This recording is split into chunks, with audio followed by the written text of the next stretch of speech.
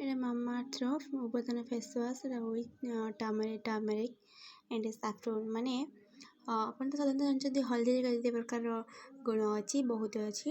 ତ ଏଇଟା ନ୍ୟାଚୁରାଲ୍ ହଳଦୀରୁ ତିଆରି ଆଣ୍ଡ ସାଫ୍ରନ୍, ମାନେ ଏଇଟା କେଶରୁ ହଳଦୀ ଆଣ୍ଡ କେଶରୁ ତିଆରି। ଏଇଟା ସନ୍ ଡ୍ୟାମେଜ୍ରୁ ବହୁତ ରକ୍ଷା କରେ। ଏଇଟା 100 ml ନେଇଥିଲା ଆମର 249 କି 50 ଆଡ଼େ ଆସିଥିଲା। ଏଇଟା ମୁଁ ଦେଖୁଛନ୍ତି ତ ସରି ଆସିଲାଣି। ମୁଁ ଏଇଟା 4 months ହେଲା ୟୁଜ୍ କଲିଣି। ଏଇଟା ବ୍ରାଇଟନିଂ କରେ, ତ ରିପେୟାର କରେ, ସ୍କିନ୍କୁ ରିପେୟାର କରେ ସନ୍ ଡ୍ୟାମେଜ୍ରୁ। ଏଇଟା ନ୍ୟାଚୁରାଲ୍ ତିଆରି, ତ ଏସିଡ୍ ଫେସିଡ୍ କିଛି ମିଶିନି। ଆପଣମାନେ ତ ଏଇଟାକୁ ସାଧାରଣତଃ ଭାବରେ ସମସ୍ତେ ବି ୟୁଜ୍ କରୁଛନ୍ତି। ମୁଁ ବି ୟୁଜ୍ କଲିଣି 4 months ହେଲା। ଦେଖୁଛନ୍ତି ତ ସରି ଆସିଲାଣି। ତ ଆପଣମାନେ ବି ଚାହିଁଲେ ଏଟାକୁ ୟୁଜ୍ ବି କରିପାରିବେ ନିହାତି ଭାବରେ। ଆ ସହିତ ଗୋଟେ କ୍ରିମ୍ ବି ମୁଁ ଲଗାଉଛି, ୟୁଜ୍ କରୁଛି ଗ୍ରାନିଅନରେ। ଦେଖୁଛନ୍ତି କ୍ରିମ୍ଟା କେତେ ଚିପଚିପିଆ ବି ଆସୁନି, ବହୁତ ସ୍ମୁଥ୍ କ୍ରିମ୍ଟା। କେତେ ଇଏରେ ଆଉଛି ଦେଖୁଛନ୍ତି। ଏଇଟା ଗ୍ରାନିଅରରେ ଭିଟାମିନ୍ ସି ସିରମ୍ ବି ଅଛି।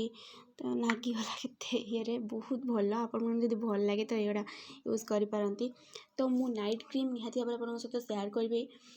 ଦେଖୁଛନ୍ତି ଗୋଲାପ ଜଳ ତ ସରି ଆସିଲାଣି। ମୁଁ ଏଇ ଗୋଲାପ ଜଳ ସହିତ ତ ୟୁଜ୍ କରେ କିସ ଭିଟାମିନ୍ ଇର କ୍ୟାପସୁଲ୍ ନାଇଟ୍ କ୍ରିମ୍। ନିହାତି ଭାବରେ ଆପଣ ୟୁଜ୍ କରନ୍ତୁ। ଆକୁ ଇଏ ବ୍ଲାକ୍ ସ୍ପଟ୍ ପିମ୍ପଲ୍ସ ନିହାତି ଭାବରେ ରିମୁଭ୍ କରିବ।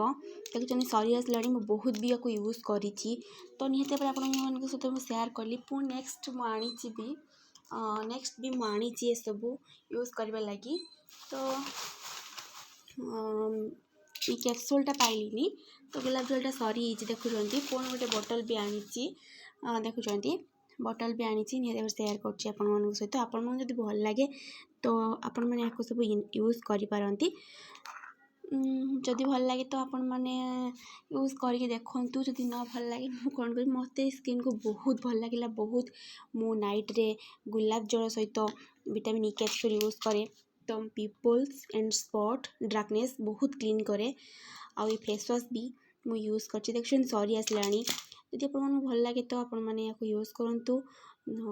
ମୋତେ ବି କମେଣ୍ଟ ମାଧ୍ୟମରେ ଜଣାନ୍ତୁ କେମିତି ଲାଗୁଛି ଆପଣଙ୍କୁ, ଯେଉଁଟା ଆପଣଙ୍କୁ ଦରକାର ଯେଉଁ ଭିଡ଼ିଓ।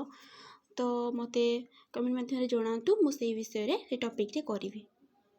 ରହୁଛି।